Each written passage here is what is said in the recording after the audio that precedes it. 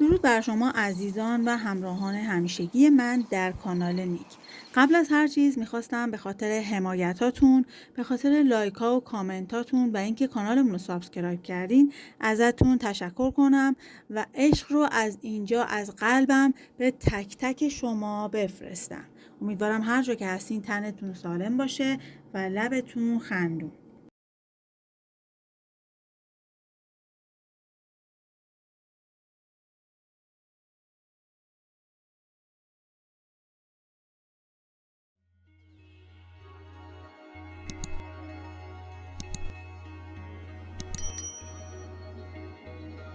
فروردین، ونوس و سیریس امروز در بخش ماجراجویی شما به هم میرسن فروردینی عزیز و شما به موقعیت‌ها و سرگرمی‌هایی گرایش پیدا می‌کنید که روحتان را تغذیه می‌کند و احتمالاً آنها را پیدا خواهید کرد.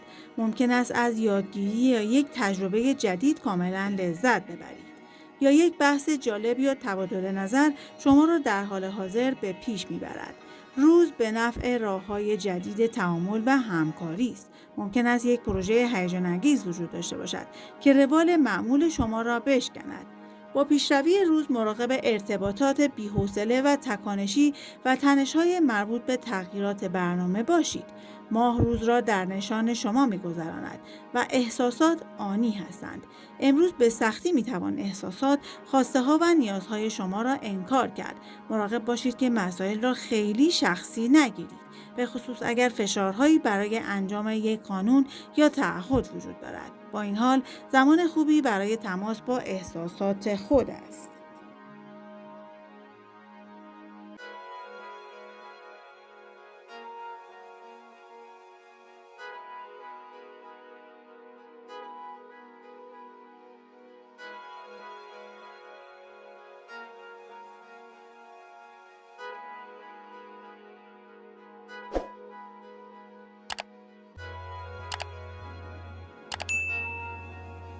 اردیبهشت، اردیبهشتی عزیز، احساسات شهودی شما در نیمه اول روز فوق‌العاده خوب عمل می‌کنند. در حال حاضر می‌تواند یک درک مهم یا راه حلی برای یک مشکل عاطفی یا رابطه‌ای وجود داشته باشد و این رضایت بخش است.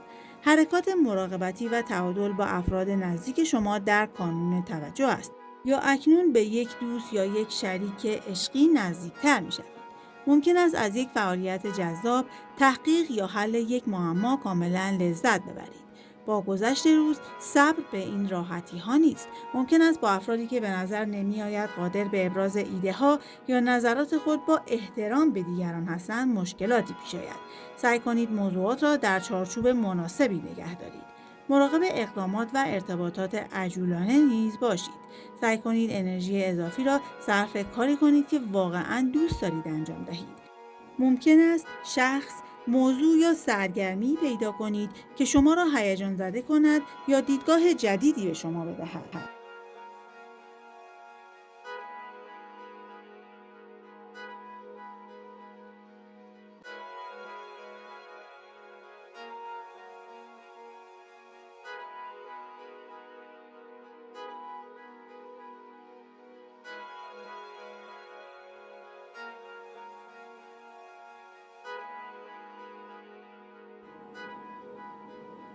خرداد، یک ارتباط حمایتی در نیمه اول روز امکان پذیر است خردادی عزیز. این زمانی عالی برای پیوستن به دیگران است. اگر نیاز به کمک دارید یا فقط می‌خواهید مراقبت و حمایت خودتان را نشان دهید، بهتر است این را از طریق کمک‌های عملی یا حرکات انجام دهید. همچنین زمان بسیار خوبی برای استفاده از خود است، به خصوص در ارتباطات و فعالیت‌های خلاقانه. اکنون فضای خوبی از شایستگی و قابلیت اطمینان شما را احاطه کرده. به ویژه در نحوه برقراری ارتباط شما می توانید به طور عمده روی رسیدن به تعادل در یک رابطه متمرکز شوید و مذاکرات منصفانه و پررونق است. به نظر می رسد راز خوشبختی تعادل و صبر است. در ادامه روز اگر به دنبال برنامه‌ریزی محکم باشید میتواند ناامید کننده باشد. پرخاشگری در ارتباط با پول، منابع یا روابط میتواند یک موضوع امروز باشد، اما با کنترل این گرایش زمان خوبی برای ارتباط با آرزوها و امیدهایتان است.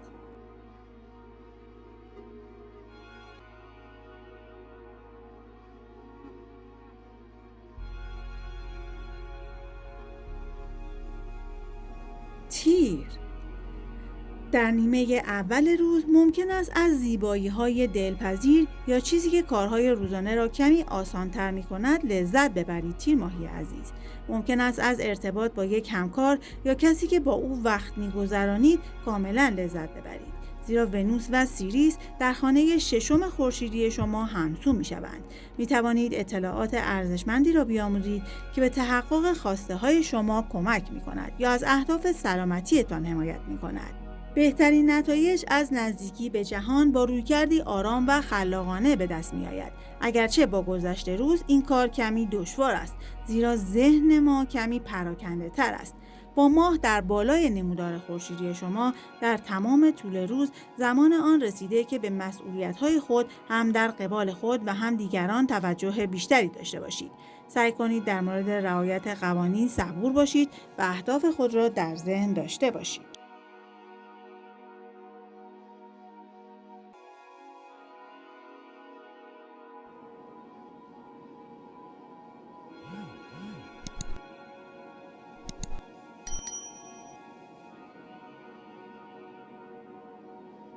مرداد در نیمه اول روز می توانید از انرژی فوق‌العاده‌ای در خطوط خلاقانه و رمانتیک بهره ببرید. مردادی عزیز، می توانید احساس خلاقیت و گرمی فوق‌العاده‌ای داشته باشید و قدردانی قوی‌تری از محیط و روابط خود دارید. مردم جذب شیوه‌های مفید و حمایتی شما می‌شوند یا سبک منحصر به فرد شما را تایید و از آن قدردانی می‌کنند. به خوبی ممکن است با کسی یا پروژه‌ای ارتباط خاص و با کیفیتی برقرار کنید. در ادامه روز بسیار آسان است که وارد یک چارچوب ذهنی ناآرام و ناراضی شوید و این زمان مناسبی برای گفتگوهای سالم درباره چیزهای نزدیک به قلب شما نیست. تحریکات معمولاً از عدم کنترل روی روالها یا کار ناشی می‌شوند. تمام تلاش خود را بکنید تا خودتان را متمرکز کنید یا انرژی ذهنی اضافی را به سمت چیزی مثبت هدایت کنید. به خودتان فضای احساسی بدهید تا افکارتان را مرتب کنید.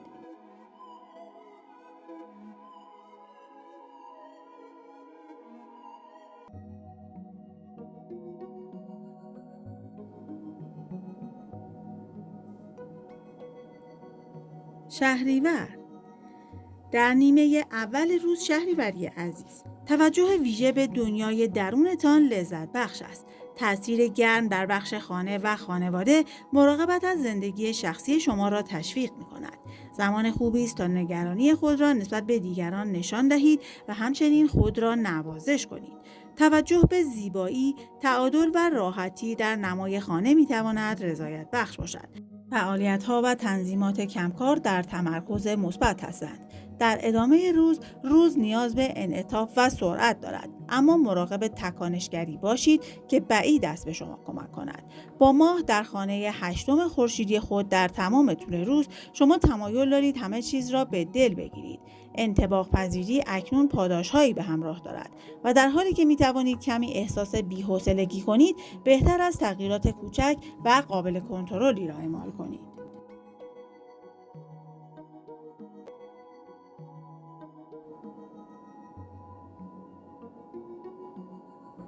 مهر انرژی ها در نیمه اول روز الهام بخش رضایت هستند. مهر ماهی عزیز، شما خود را به روش های مراقبت کننده، حمایت کننده و جذاب ابراز می کنید و می توانید در مورد علایق یا پروژه های شخصیتان چیزهای زیادی بیابید.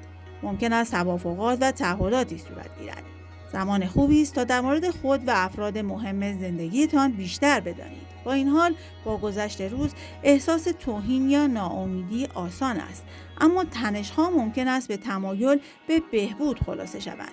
اگر در حال حاضر احساس می‌کنید که دیگران در زندگی شما حرف زیادی برای گفتن دارند، می‌توانید کاملاً تحریک پذیر شوید. اگر احساس کنید به جهات زیادی کشیده شده اید یا در راه‌های مختلفی قدم گذاشته اید، می توانید مقداری سازماندهی کنید. ترفند این است که با چیزی که ممکن است از آن ناراحت باشید در تماس باشید و سعی کنید آن موضوع را مشخص کنید.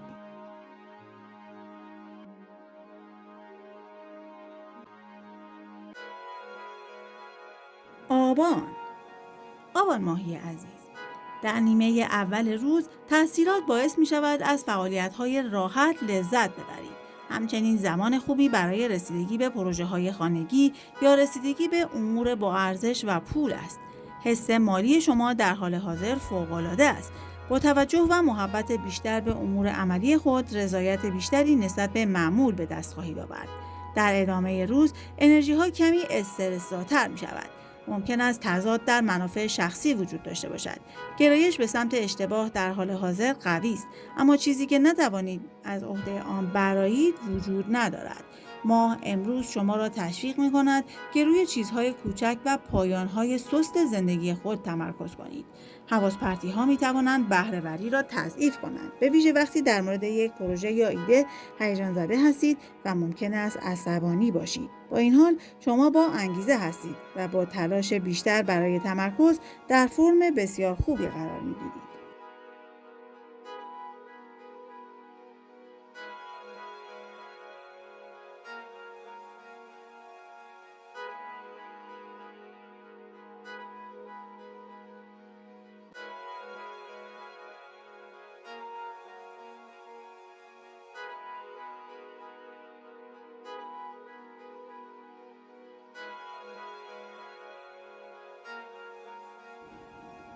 آذر ماهی عزیز، در نیمه اول روز ونوس و سیریس در نشان شما به یکدیگر می‌پیوندند و تقریباً می‌توانید قدردانی دیگران از سبک خاص یا روش منحصر به فرد خود را برای ملاقات و احوالپرسی با جهان احساس کنید.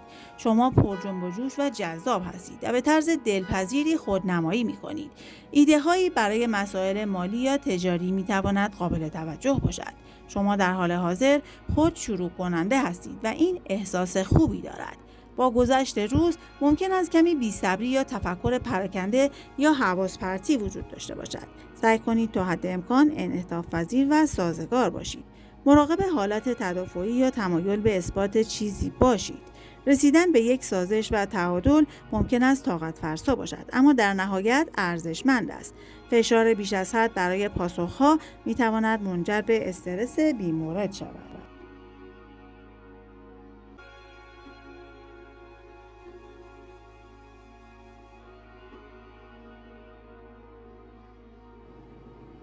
دی می توان در نیمه اول روز لحظات آرام و خصوصی را با لذت تجربه کرده ماهی عزیز. به عنوان مثال، شاید یک جذابیت یا رابطه خصوصی در دل خود پرورش دهید و کمی بازگذاشتن مسائل نامعلوم در یک رابطه در حال حاضر حس آزادی ایجاد کند. در عوض ممکن است از زمانی برای خود لذت ببرید. یا یک استراحت کوتاه می‌تواند همان چیزی باشد که برای کامل کردن همه چیز به آن نیاز دارید. امروز سرمایه‌گذاری عاطفی قوی‌تری در زندگی شخصی شما وجود دارد و احتمالاً اگر با گذشت روز همه چیز آنطور که می‌خواهید پیش نرود، کمی ناامیدی خواهید داشت. ممکن است تمایل به برقراری ارتباط بیش از حد تکانشی وجود داشته باشد یا به دلیل اختلاف نظر کاملاً عصبانی شوید. با ماه در خانه چهارم خورشیدی شما در تمام طول روز شما تمایل دارید با چهره‌ها و مکان‌های آشنا در تماس باشید. با این حال عبور از مارس شجاعت شما را برای انجام کاری کمی جسورانه‌تر می‌کند. اگر خواسته‌های داخلی با برنامه‌های شخصی یا احساس استقلال شما تداخل داشته باشد، ممکن است کمی اصطکاک ایجاد شود، اما این می‌تواند زمان الهام خلاقانه نیز باشد.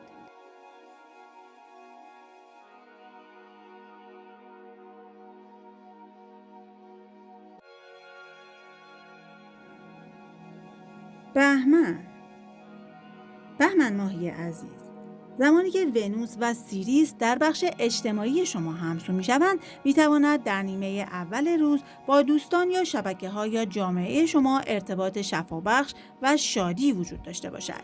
ممکن است در حال پرورش یک دوستی باشید یا ارتباط جدیدی ایجاد کنید که بسیار امیدوار کننده باشد. از سوی دیگر این تعامل می تواند به توجه استثنایی به اهداف و برنامه‌های جدید اشاره کند. این انرژی در مورد پرورش چیزی خاص است، خواه این یک ارتباط، ایده یا پروژه باشد. در ادامه روز ممکن است احساس کنید که از برنامه خود پیروی نمی کنید که می تواند شما را عصبانی کند. بهترین شرط شما در حال حاضر این است که تا حد امکان کمتر فعالیت‌های سخت را انجام دهید تا از احساس عقب افتادگی جلوگیری کنید. ذهن شما می‌تواند برای یافتن پاسخ‌ها به گذشته بیقرار باشد و این کار را دشوار می‌کند تا خود را آرام کنید. ماه روز را در بخش ارتباطات شما می‌گذراند و شما را به تجربیات جالبی سوق می‌دهد که کنجکاوی شما را نیز قوی می‌کند.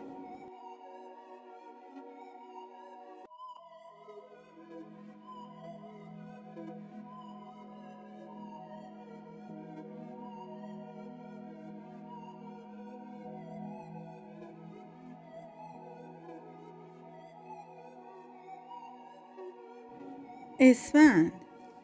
در نیمه اول روز شما بسیار خلاقانه فکر می‌کنید اسفندی عزیز و ممکن است به خاطر رفتارتان با دیگران متمایز شوید و بی سر و صدا پیش قدم شوید. شما کمی جذابیت شخصی دارید. ممکن است به خصوص از مدیریت یک موقعیت یا گذاشتن عشق ویژه به یک پروژه یا خواسته مهم لذت ببرید. با پیشروی روز، تغییرات در برنامه‌ها ممکن است به طور موقت شما را از بازی خود دور کند. ماه روز را در خانه دوم خورشیدی شما می‌گذراند و به تثبیت احساسات شما کمک می‌کند. حتی در این صورت، تلاش برای رسیدن به زمان مناسب درسی برای ناامیدی در اواخر امروز است و شما می‌توانید سریع واکنش نشان دهید. در حالی که به دنبال کشف نیازهای عملی و فیزیکی خود هستید، حواس پرتی‌های زیادی نیز وجود دارد.